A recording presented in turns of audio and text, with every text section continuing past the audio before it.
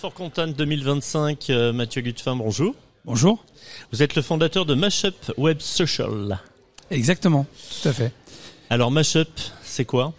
Alors Mashup, c'est une société que j'ai créée en 2015, il y a 10 ans déjà. Une société basée à Paris ? Basée à Rouen, en À Normandie. Toute l'équipe est là-bas. Au départ, on n'était pas dans le B2B, on était dans le B2C, des sites d'agrégation de contenu de sport, qu'on a toujours d'ailleurs, Football Addict, Rugby Addict, etc. Et on a pivoté vers le modèle SaaS B2B il y a 5 ans. Alors on va parler en français facile, le média SaaS B2B, ça consiste en quoi ? Alors c'est tout simplement un logiciel en ligne à destination des entreprises. Et avec ce logiciel, elles font quoi les entreprises ? Alors les entreprises vont pouvoir gérer de manière centralisée tous leurs réseaux sociaux, que ce soit LinkedIn, Facebook, Instagram, TikTok, tous les réseaux sociaux, YouTube, etc. Tous les réseaux sociaux et tout leur diffusion de contenu via les réseaux est faite via notre outil. Donc ils n'ont pas à jongler entre les interfaces de chaque réseau. Et en fait, vous servez de passerelle, vous servez de facilitateur pour les entreprises ? Ouais, en facilitateur, on a un outil de productivité, on fait gagner énormément de temps. C'est ça, une passerelle, un facilitateur, c'est exactement c'est les bons mots.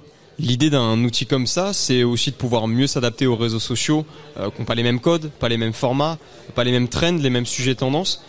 Comment est-ce que Mashup se positionne par rapport à ça ? Est-ce qu'il y a une expertise en amont ? Est-ce qu'il y a une analyse et une aide qui est portée de manière différente selon les clients que vous avez ? Nous, on est un outil. Donc on est vraiment l'équivalent du marteau, mais pour les community managers, quoi. Ils ont besoin, c'est un outil obligatoire pour eux.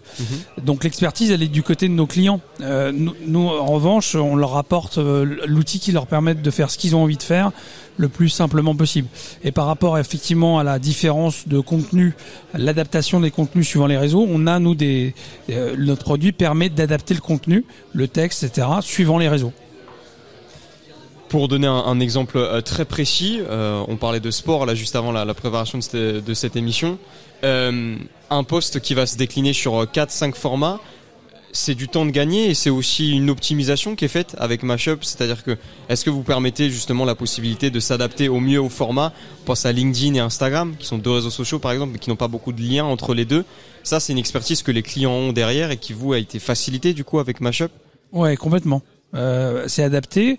Alors après, qui peut le plus peut le moins. Vous pouvez poster le même contenu sur tous les réseaux, l'adapter ou dire maintenant LinkedIn c'est complètement différent. Je le fais pas en même temps que Facebook ou Insta.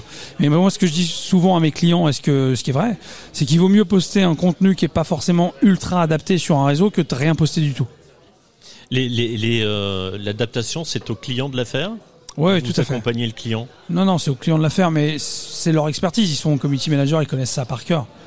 Nous, là où on est très fort et on est différenciant par rapport à nos concurrents, c'est qu'on a développé des intégrations dites natives sur Instagram et LinkedIn, ce qui permet de proposer des fonctionnalités que les autres n'ont pas.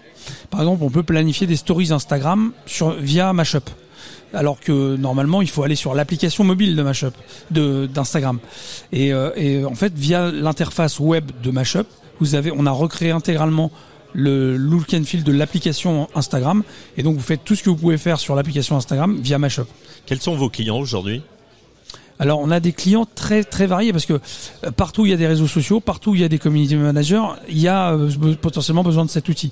Alors le cœur de métier, historiquement on était très média, donc on a beaucoup de fonctionnalités aussi de posting automatique sur les réseaux sociaux. Donc c'est comme ça qu'on est rentré sur ce marché-là. Quand vous dites média, c'est de la presse ? C'est de la presse, tout à fait. On travaille avec CCM Benchmark, Clubic, enfin voilà, beaucoup de la presse ou des médias en ligne. Et ensuite, notre cœur de cible maintenant, ce sont les agences de community management, les agences digitales, qui elles gèrent pour plusieurs clients une multiplicité de réseaux et donc ont absolument besoin d'un outil comme le nôtre. Alors vous étiez déjà présent au salon de la presse au Futur. Vous êtes présent sur ce salon Web For Content. C'est la première édition pour vous ici ? C'est la première édition pour nous. En fait, ce qui marque bien le virage qu'on prend, qui est beaucoup plus généraliste. On était très média encore il y a quelques temps. On est beaucoup plus généraliste maintenant. Et on a vraiment tout type j'ai pas fini en fait.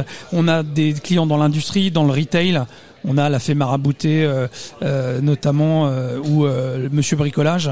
Et donc on est très généraliste. Donc c'est notre première édition pour revenir à votre question. Alors c'était l'idée de rencontrer vos clients potentiels, vos clients habituels et vos prospects aussi. Exactement. C'est plutôt de rencontrer des prospects, l'objectif. Mais on a vu des clients habituels aussi, effectivement. C'est toujours sympathique, vu qu'on a peu d'occasion de se voir par les temps qui courent. Vous avez eu l'occasion de participer ou de contribuer à des conférences lors de ce salon ? J'en sors. C'est pour ça que je suis en retard, je suis désolé. Alors c'était une conférence sur ? C'était booster votre efficacité sur les réseaux sociaux. Donc j'ai donné quelques astuces pour optimiser sa présence sur les réseaux. Alors on imagine encore une fois qu'il y a beaucoup d'attentes, beaucoup de demandes, beaucoup de questions. Ouais, oui, est-ce que on en vient à parler aussi de l'intelligence artificielle ? J'imagine que oui, la façon dont elle est utilisée, la façon dont elle est appréhendée. Vous avez une approche qui est j'imagine plutôt positive, mais vous traduisez ça comment ? L'intelligence artificielle et la façon dont vous l'utilisez et la façon dont vous accompagnez vos clients sur l'IA. Alors c'est une approche positive, mais pas très proactive, très honnêtement. On est sur une approche plus défensive, c'est-à-dire qu'on a des briques d'IA, on va les infuser petit à petit. C'est devenu indispensable. Moi, je suis pas un grand ayatollah de l'IA, personnellement. Mais vous n'êtes pas là pour supplanter ce que fait l'IA, ce que propose l'IA. Non, parce que c'est aussi un peu détruire la valeur de nos clients. Les community managers ont un vrai savoir-faire. Et ils peuvent pas être remplacés intégralement par une IA. Ce que l'on a entendu jusqu'à présent, c'est vraiment on se sert de l'IA comme un outil. Exactement. Et pas du tout comme un remplaçant de l'homme. L'humain est toujours au cœur du dispositif. L'IA est là pour faciliter, pour permettre de gagner du temps, pour permettre de gagner en énergie, pour permettre aussi aux community managers, aux créas de se consacrer à autre chose. Et finalement, ça c'est plutôt une bonne chose. Ouais, c'est un outil d'optimisation. Alors par exemple, on a une brique de modération, c'est-à-dire qu'on peut aussi modérer tous les réseaux sociaux via Mashup.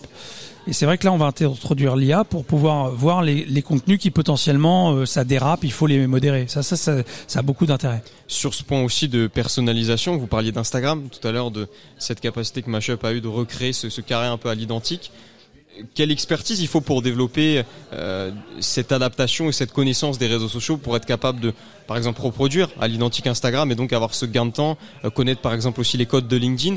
Comment est-ce qu'on arrive à calquer ça pour ensuite donner ce produit et dire voilà, si vous voulez publier sur tel ou tel réseau social avec Mashup, vous pourrez parce qu'on a travaillé sur ça en amont.